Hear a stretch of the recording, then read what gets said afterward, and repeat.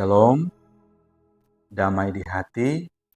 Saudara-saudara, kembali lagi berjumpa dengan sapaan Sabda Pagi Geminsion Winangun, edisi hari ini Rabu 27 November 2024. Sebelum kita mendengarkan firman Tuhan, mari kita berdoa.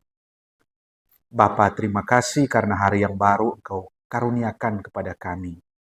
Kami akan memulaikannya, tetapi kami percaya jika kami dibimbing dengan firman-Mu, kami dapat melewati hari ini dengan hidup taat, hidup setia, hidup memelihara kebenaran firman-Mu.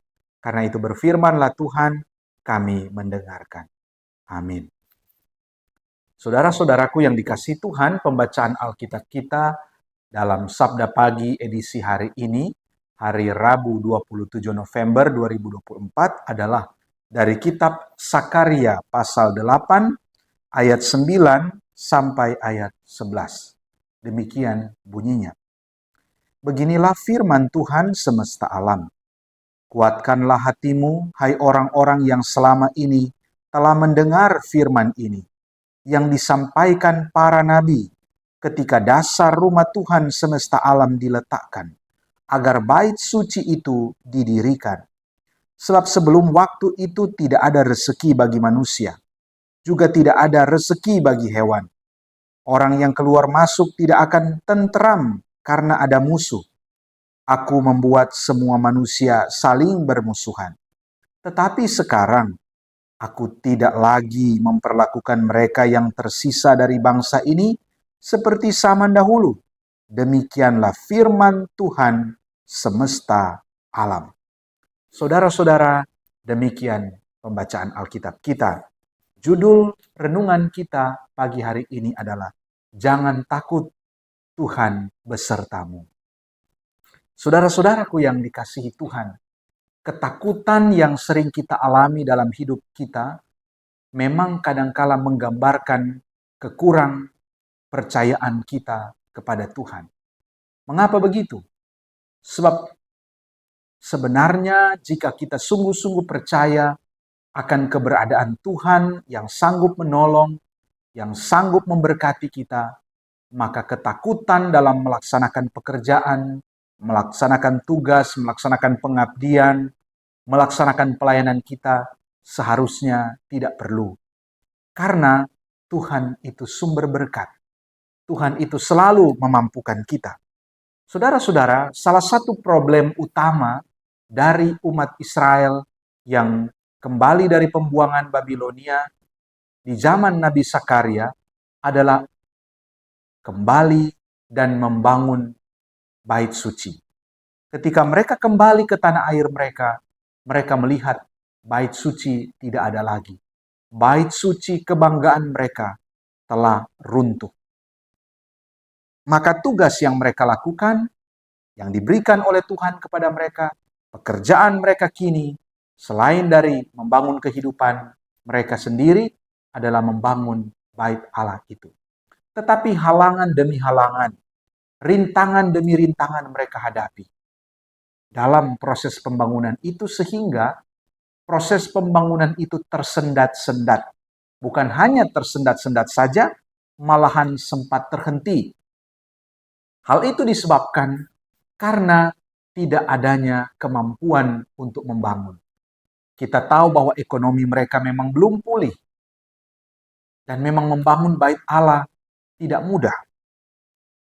Saudara-saudara yang dikasihi Tuhan, tetapi firman Tuhan datang kepada mereka dalam keputusasaan mereka yang mulai tersendat-sendat membangun bait Allah itu. Tuhan berfirman kepada mereka yang disebut sebagai sisa-sisa Israel. Sebab sebelum waktu itu tidak ada rezeki bagi manusia, juga tidak ada rezeki bagi hewan. Orang yang keluar masuk tidak akan tentram karena ada musuh. Aku membuat mereka semua saling bermusuhan. Tetapi sekarang aku tidak lagi memperlakukan mereka yang tersisa dari bangsa ini seperti zaman dahulu. Demikianlah firman Tuhan. Jadi memang tidak ada rezeki yang mereka hadapi karena sulitnya membangun kehidupan pada waktu itu. Tetapi firman Tuhan, Waktu itu telah berlalu. Kini Tuhan datang dengan memberi berkat. Tuhan tidak akan memperlakukan bangsa itu dengan mengucilkan mereka, dengan meninggalkan mereka, dengan membiarkan proses pembangunan bait Allah. Tapi Tuhan akan menolong. Maka dikatakan hal yang demikian, yang pernah kepahitan yang mereka pernah alami, kesulitan-kesulitan yang pernah mereka alami itu tidak akan ada lagi. Karena Tuhan menolong. Saudara-saudara, kalau kita percaya dengan sungguh-sungguh kepada Tuhan, Dia mampu mengatasi segala kesulitan kita. Dia mampu mengangkat segala beban hidup kita. Maka datanglah dan percayalah kepadanya. Ada kesulitan yang memang harus kita hadapi. Sebab kehidupan orang percaya bukan berarti lepas dari pencobaan, dari kesulitan. Tetapi Tuhan akan menyanggupkan kita untuk menghadapi berbagai persoalan, untuk menghadapi berbagai tantangan itu, supaya kita dapat melewatinya. Dan ketika kita dapat melewatinya, kita bisa membuktikan diri sebagai pengikut Tuhan yang setia. Sebagai pengikut Tuhan yang sungguh-sungguh bersandar hanya kepada Tuhan. Maka kalau ada kesulitan, kalau ada tantangan dalam melakukan pekerjaan, lakukan tugas, melakukan pelayanan, jangan menyerah. Jangan mengangkat bendera putih. Tetapi angkatlah tangan kita kepada Tuhan, memohon pertolongan Tuhan, memohon belas kasihan Tuhan, maka Dia akan menolong. Seperti yang pernah Ia lakukan kepada umat-Nya dahulu kala. Tuhan memberkati kita. Shalom.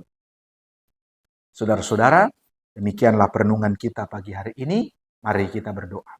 Kami bersyukur Bapa atas firman-Mu yang boleh kami dengar dan renungkan pagi ini.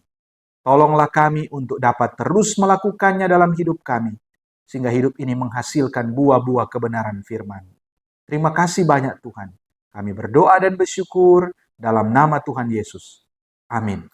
Saudara-saudara, demikianlah Sabda Pagi edisi hari ini Rabu 27 November 2024. Tuhan Yesus memberkati kita semua. Shalom.